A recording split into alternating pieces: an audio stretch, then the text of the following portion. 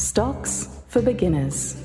It's okay to listen to the story because then you just have to do step two, which is do your work. Are these reasonable multiples? Are these reasonable expectations about the future? Is there any track record that I can bank on? Is it in favor? Is it out of favor? What's the sentiment around this? And then when you come to your own conclusion, then you can feel more comfortable putting capital to work when you've done your diligence. Hi, and welcome back to Stocks for Beginners. I'm Phil Muscatello. Many ordinary people view Wall Street as a massive blockade of words and jargon with ramparts of complicated financial instruments designed to obfuscate and confuse small retail investors. My guest today is deeply embedded in this industry, but is generous in offering insights via television, his YouTube channel and podcast channel. Hi, Tom. Hey, Phil, glad to be with you. Thank you very much for coming. So, Thomas J. Hayes is the founder, chairman and managing member of Great Hill Capital, a long-short equity manager based in New York City. He's been featured on an extensive list of financial media channels, which is too long to go into here, but I'll detail in the episode blog post.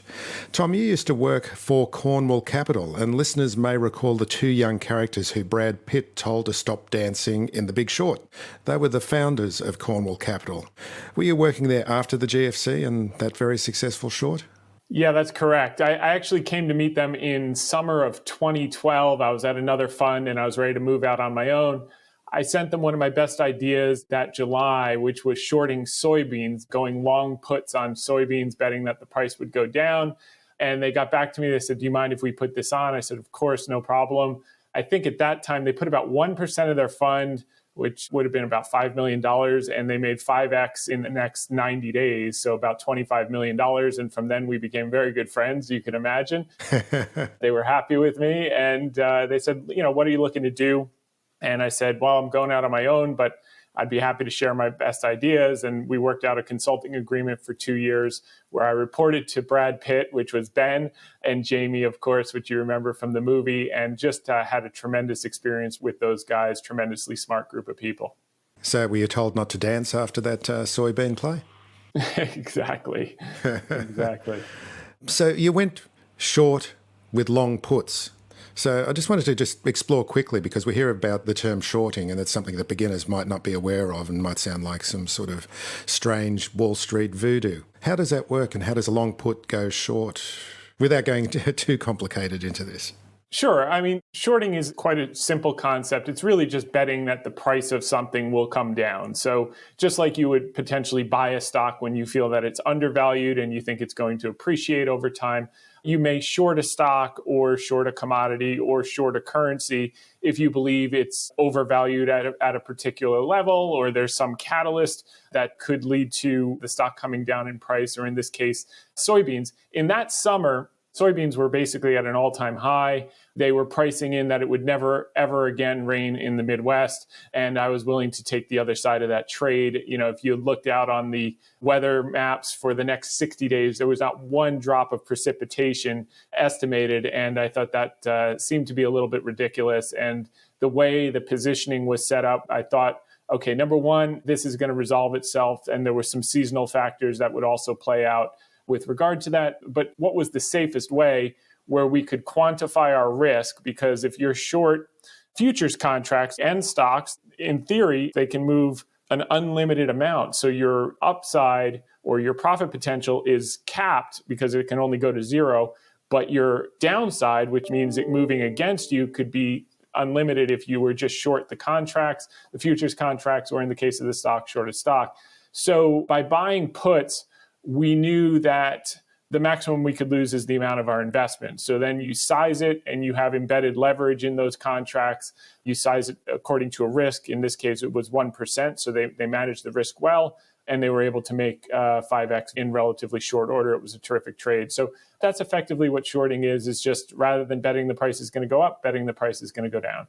That's an important lesson for investors as well, as to manage risk. And I think that's one of the key points out of what you've just said, is that it's 1% of the total capital which was at risk in this trade. Yeah. And the other thing I think when managing risk is not just to quantify the risk and the sizing, but make sure that your positions and or your bets and or your investments, if they're longer term, are uncorrelated. So, if you have 10 energy stocks, you're not really doing much to manage your risk because, on balance, they're going to move in a similar direction with some idiosyncratic differences, but you do want to make sure you're in different sectors and or different asset classes depending on how you're set up. A recent video that I watched of you were talking about developing a disciplined approach to portfolio management. How can a new investor start thinking about this along those terms? What I recommend to new people in the business and in investing generally is a few things. Number one is the first thing I recommend anyone should do is to read The Intelligent Investor by Benjamin Graham. It's Warren Buffett's favorite book, and he recommends it the same way. And the lessons in that book, it's either going to click with you or it's not. And it basically talks about, in the short run, the market is a voting machine based on emotions and sentiment and reactions. But in the long run, it's a weighing machine based on valuations and fundamentals of the business. And if you're talking about stocks, the earning power of the company. And basically, if you read that book in a couple, 200-300 pages, something will click and you'll catch the bug and you'll never be the same and you'll do this the rest of your life. Or you'll read it and nothing really clicks, in which case you can cut your loss in terms of time, pursue another business or entrepreneurial or job situation, and outsource your money management to someone else.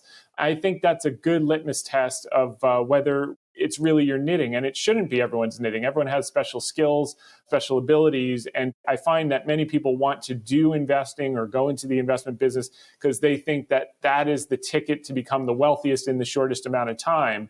And if you go in specifically for that reason, you're almost guaranteed not to get that result because you'll be taking outsized risks, you'll be doing reckless activity, and you won't, in effect, get the outcome you're looking for, which is derived from compounding over time, buying good quality assets, having patience, sitting tight, knowing what you own to weather the volatility in the short term so you get the long-term result. So that's number one, is to read that book.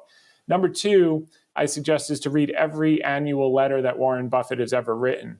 And they're available for free. You just go to berkshirehathaway.com. You could also Google Warren Buffett annual letters and read one a week for a year. You'll get through 50 years pretty quickly within a year's time, and you'll know more than 90% of the professionals on Wall Street who've never done it. And then the third thing is the Value Line Investment Survey. You can get it online anywhere in the world. In the US, they have it sometimes in the public libraries. It's a survey of about 2,000 companies that Value Line covers. And in one page, you can learn a little summary about the company, what they do. You can see all their financials over the last 10, 15 years, earnings per share, cash flow per share, book value per share. And you can see how they're growing or declining. And it gives you a good snapshot. So after a year, if you do 5 a day, you basically have a short introduction to about 2,000 companies. And the more you do that, then you'll start to recognize patterns and you'll develop experience on a relatively quick basis. And those are kind of the key 3 things. Now, as for, how do you put money to work as you're a new investor? Buffett has suggested to his family when he's no longer with us that they put 90% in a S&P 500 index fund and 10% in cash or treasuries, in the event that they need cash immediately, or if some tragedy like a depression happens, they'll still have liquidity in the short term until the market rebounds. That is a relatively aggressive stance. Certainly, if you have a longer term time horizon, that's a sensible way to look at it. If you want more volatility dampening, you might want to be a little more diversified with that. And there's some ways that we can discuss if that's of interest. It is interesting that you say that a lot of research needs to be done if you're going to be interested in investing directly in the market. For most people, ETFs are going to be fine because they just don't have that interest. But it's like you say, you've got to light that spark within yourself to be actually interested in reading balance sheets or reading company reports or reading a report about a commodity or tracking the weather to do with soybeans, for example. That's the case, isn't it? Exactly. And, we're running a long short equity fund exclusively now. So we're basically betting on out of favor, dislocated sectors, stocks when the market is dislocated. So we're buying things when they're undervalued and unloved, and we're selling them when everyone wants them, or shorting them when there's a bout of euphoria in a particular sector or stock or the market in general. So that's kind of how we do a bit less soybeans and a bit more high quality businesses. Listeners know that I'm always banging on about diversification, and that doesn't mean buying different stocks. Diversification means being invested in a range of asset classes like bonds, real estate, precious metals, and now wine. Wine is an asset class that's been around for hundreds of years, but until now only available to the mega wealthy. VinoVest makes it easy to invest in wine. They have a team of world-class sommeliers who evaluate wine and determine which ones will gain value over time. You own the wines in your portfolio outright. You can buy, sell, and even drink them whenever you want. There's a case of wine in a warehouse with your name on it. Wine has a third of the volatility of the stock market and has outperformed global equities over the past 30 years with 10.6% annualised returns, proving that the returns can be as full-bodied as your favourite Napa cab. Go to zen.ai/stocks for beginners to receive 2 months of fee-free investing. Be sure to mention that Stocks for Beginners is helping you save on 2 months of management fees. It's time to start investing with VinoVest today. That's zen.ai/stocks for beginners.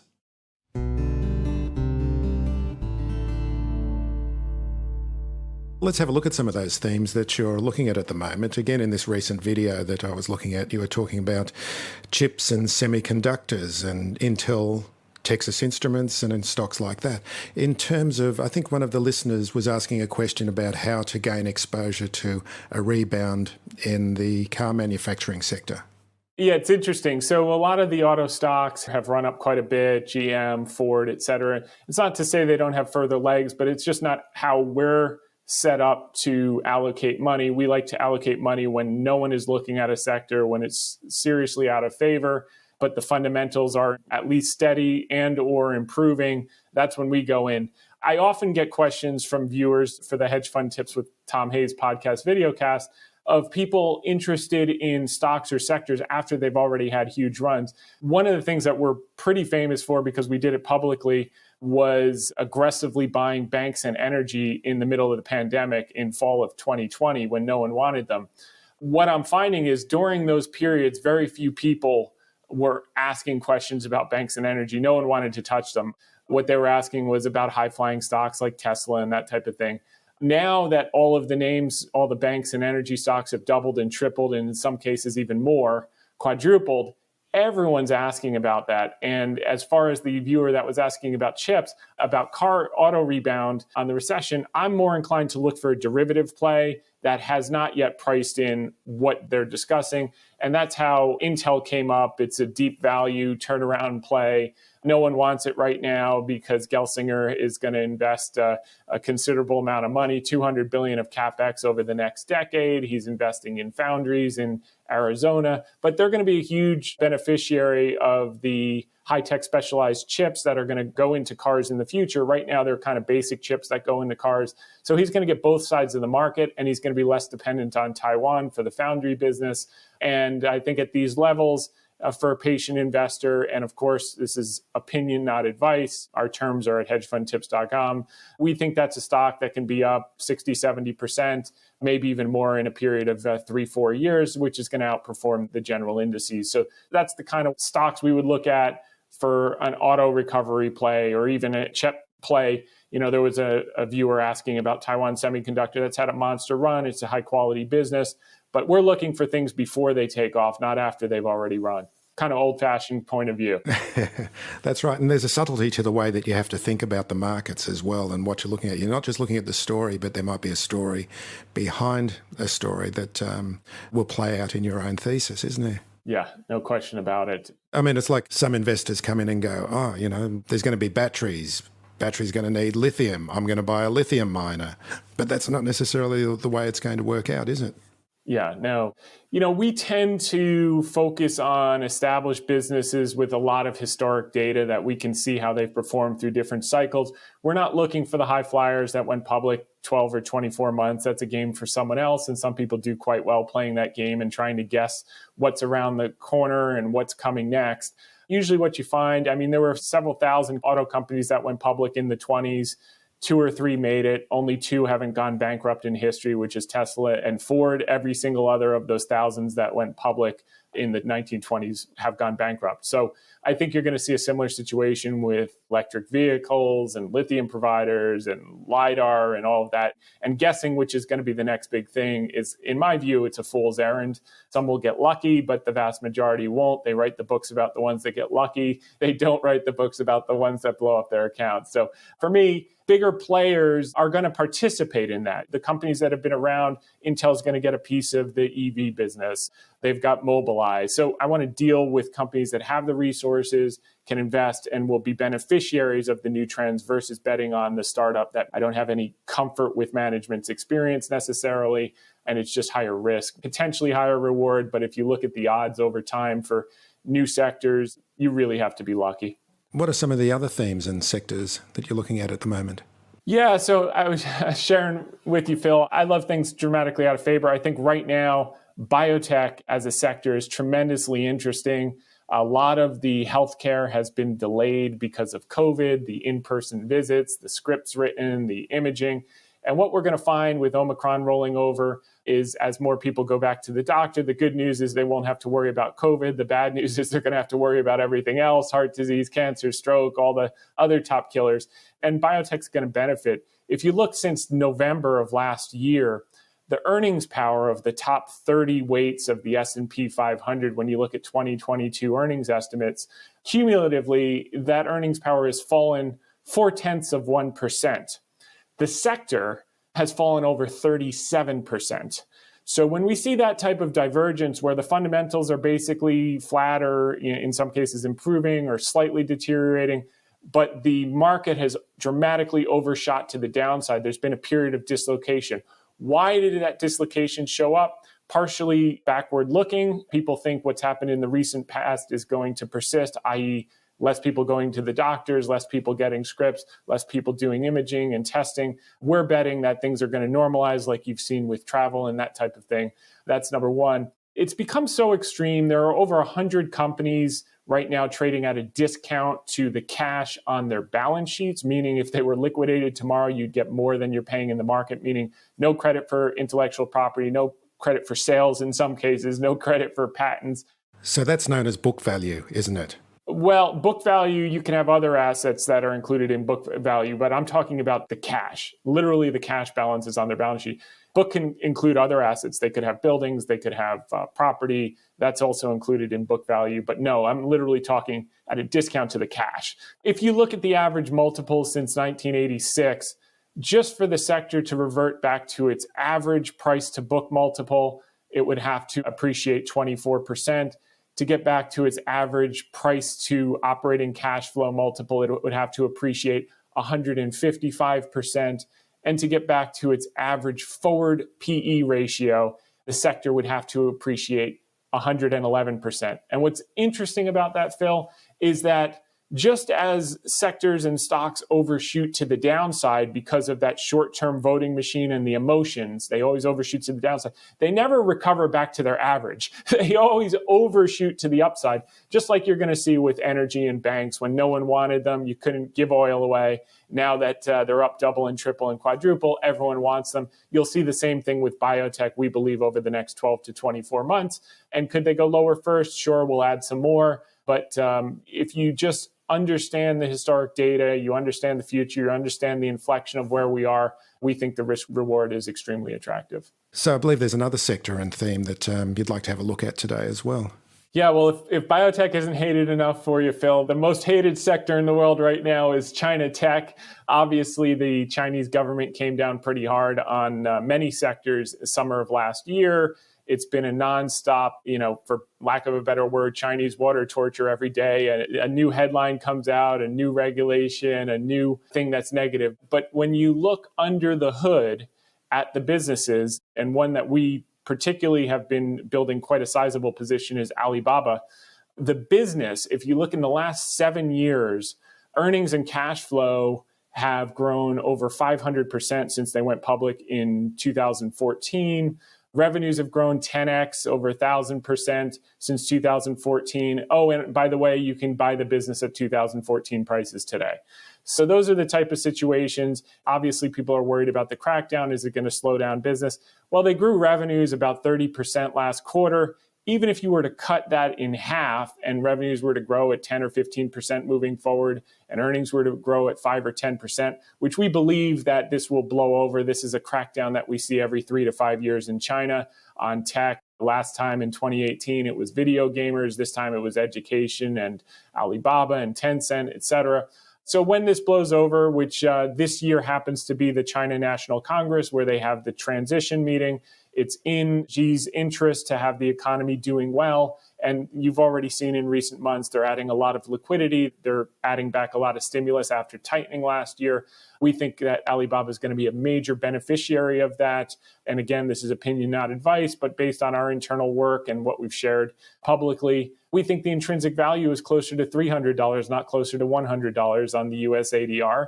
And even if it takes 3 or 5 years to get there, we think it could happen much sooner once this overhang is lifted. And we think it's a unique opportunity, and we're not alone. As a matter of fact, Charlie Munger started buying it first quarter of last year over $200, which in our view was still a bargain. Then by third quarter, it had fallen quite a bit. He doubled down on the position in about the 160s. And then last quarter, when it hit the lows at around 110, he doubled down on his double down and actually used margin debt, which he's rarely ever done in his career. And that's his level of conviction in this name. So we agree, as Munger has, we built a much lower basis over time, and we think it's going to be a double or triple in coming years. And that's non-consensus. But again, it's knowing what you own, doing the work. And that's why we say, after you read that book, if it doesn't click, go off and do something else and do it well, and you'll be exceptionally successful, and either outsource or put your money into ETFs, a more sensible, easy thing on autopilot. Because if I wasn't working, and I don't have to, I would be doing exactly what I do right now. And you probably get that feeling in talking to me. I'm on a treasure hunt every day, and I love it. You love it. And just for listeners who don't know, Alibaba's like the eBay of China, isn't it? Yeah, a closer comparison would be the Amazon, because they have the front-facing consumer retail, but also their Ali Cloud business. The cloud business is the equivalent of Amazon Web Service, only it's growing much faster for Alibaba than it is for Amazon. And we think that's going to be a cash machine in the coming years and a strong part of our thesis moving forward.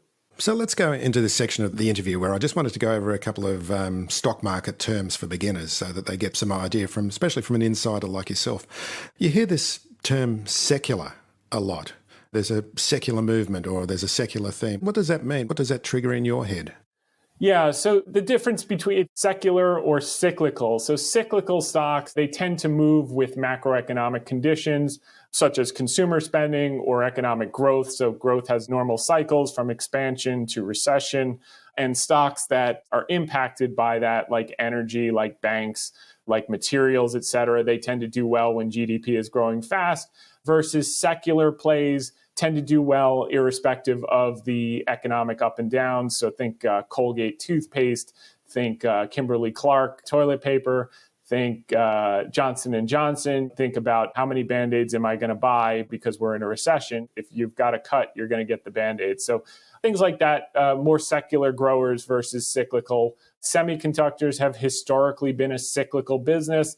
Now everyone's saying this time is different. I'm not fully convinced, which is why I'd be less inclined to be buying the high flyers and more inclined to gain exposure through some of the deeper value plays that can weather any slowdown in the interim as they build their recovery play.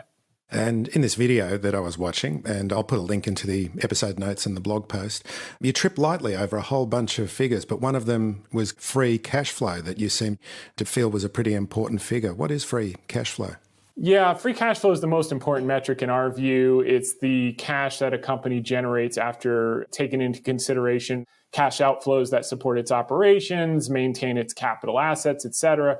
So the reason free cash flow is so important to investors is because that's the money they use to return capital to shareholders through buybacks and through dividends, and also available capital if they potentially want to do accretive acquisitions that make sense. But predominantly, what's left to return to shareholders, whether they return it to shareholders or buybacks, is a function of free cash flow. And it's much harder to fudge cash flow than it is to fudge and adjust earnings. So that's a number we pay close attention to. And where do you find that number? I think you were just going through Yahoo Finance to find that number. Is that correct?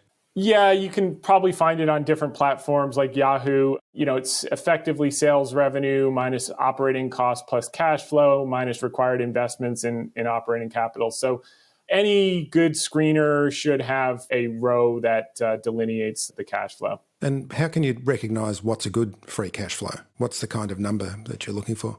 Well, it's yield, and it really depends on the business. So based on different sectors, cash flow is going to be more or less important. So, free cash flow yield of 10%, that's very, very attractive. Question is, why does it have such a high free cash flow yield? And then you have to look at the business. Is there some impairment in the business? Is the business declining? A lot of things can be cured with free cash flow because you can just buy in the float. You can buy in shares to increase earnings when you have the cash generative ability. So it's the health of the business. And the other thing that's so important about free cash flow, and this is one of the reasons behind our comfort with Alibaba when no one's wanted it, and no one wants it until they do. And the key thing with this business, as I said earlier on, in the short term, the market's a voting machine. In the long term, it's a weighing machine. Opinion always follows trend. So no one wants it now. When it's up double, everyone will want it. And that's when we'll start to lay off some of our stock. When it's up triple, everyone will want it. We already have in our mind our predetermined expectation of what fair value will be in the future. If the facts change, we'll change our mind. But on balance, at those levels is when we'll be peeling out of the stock. But as it relates to Alibaba, that was the name of the game, is while you're going through all these regulatory hurdles, the cash flow continues to grow. So just because the stock is off from 319 down to 115, the fundamental health of the business is still growing. And it's those type of situations where if you're patient and you put that money to work, it doesn't happen in a linear way, one-to-one. It happens all at once. And when it goes in a way that often doesn't let people in because everyone looks back. Their recent performance that they extrapolate will continue, which is the recent performance has been bad. And then they wait for a pullback that never comes. And then by the time it's 200, they have to chase it up. And they wait for a pullback. And next thing you know, it's 250 and we're laying out of stock. And that's what happened to us with Wells Fargo in 2020. It's what happened to us with ExxonMobil in 2020. Now everyone wants those stocks and we're lightening up. So how important is the business story? I mean, it's like when Uncle Fred's telling you about a particular company at a barbecue and their eyes light up and it's a very exciting story and it can get people quite interested in it. And businesses are often stories, but that can be a pitfall as well. What's your kind of built-in detector for making sure that the story is not just that, a story? Well, this is a great question because I think you could ask anyone who bought Peloton last year, what do they think about the story of story stocks, Teladoc, DocuSign? The story was, everyone's at home, trees grow to the sky. There's a very popular fund in the US that buys a lot of these innovative story stocks that you're betting on the future of growth. And I was looking at this ETF objectively. I was just looking technically. And I said, wow, this looks like it's really oversold and it looks like it's due for a bounce.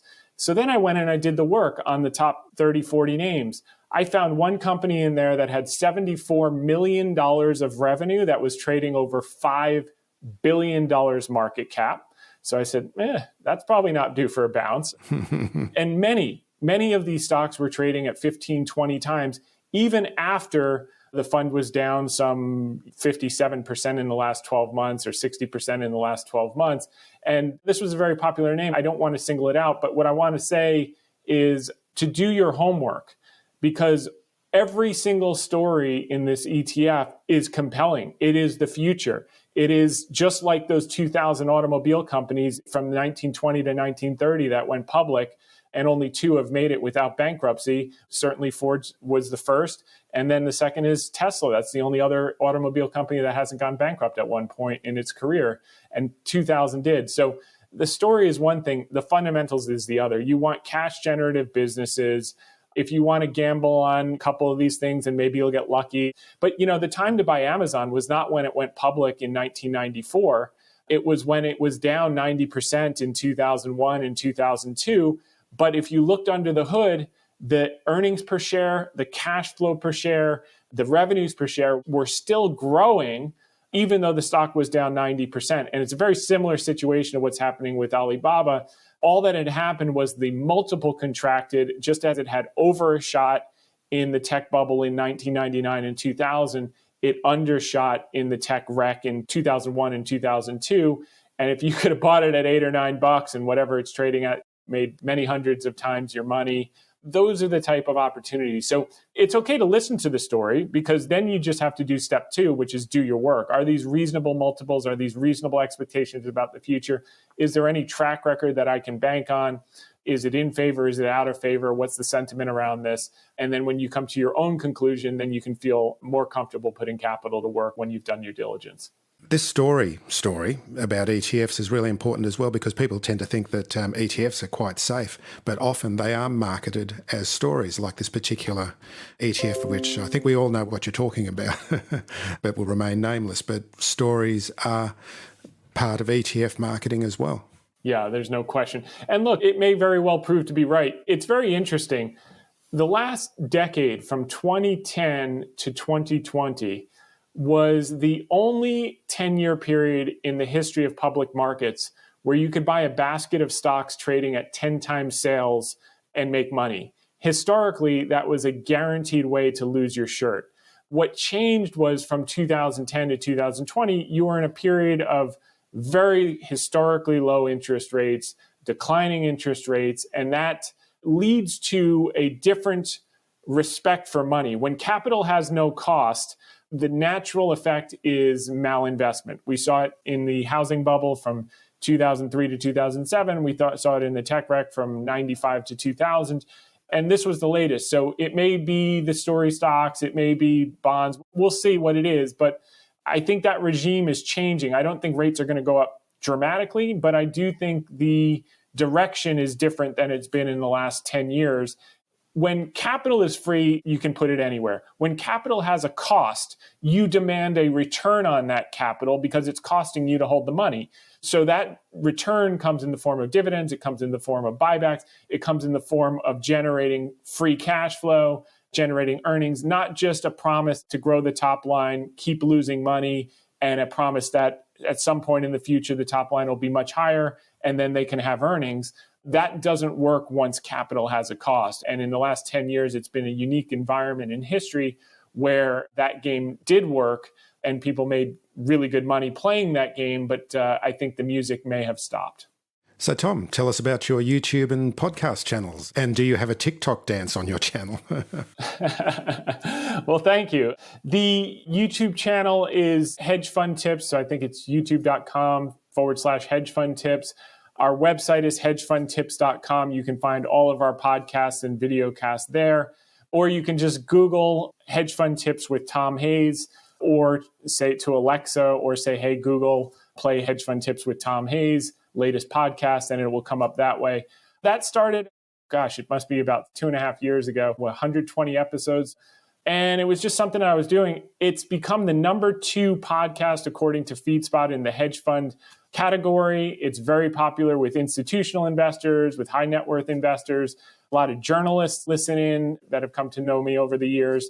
And brand new investors also listen in. So there's something for everyone. We have an Ask Me Anything segment where people send in their questions. They find that very helpful. We have a lot of fun. It's opinion, not advice.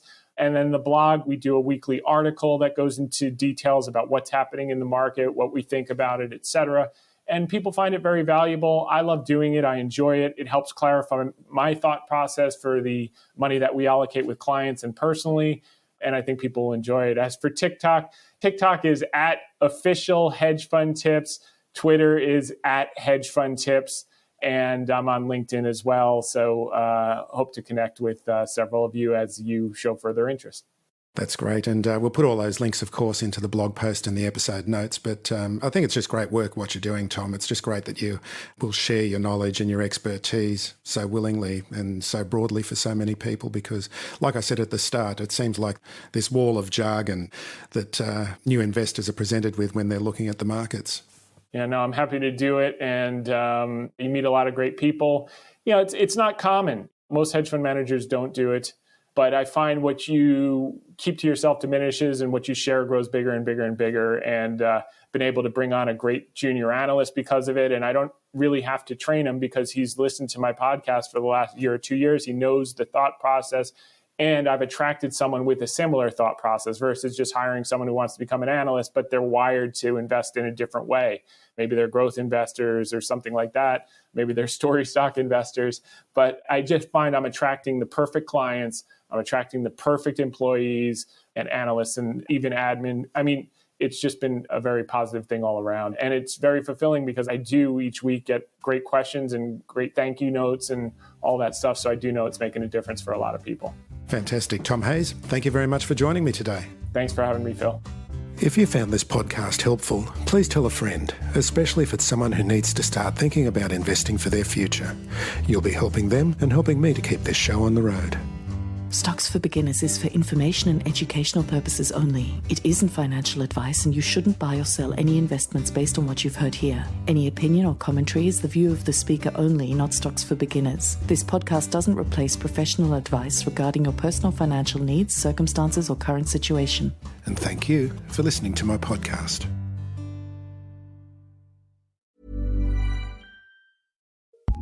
Acast recommends more podcasts, more episodes, more great shows. Keep listening to hear a show we recommend.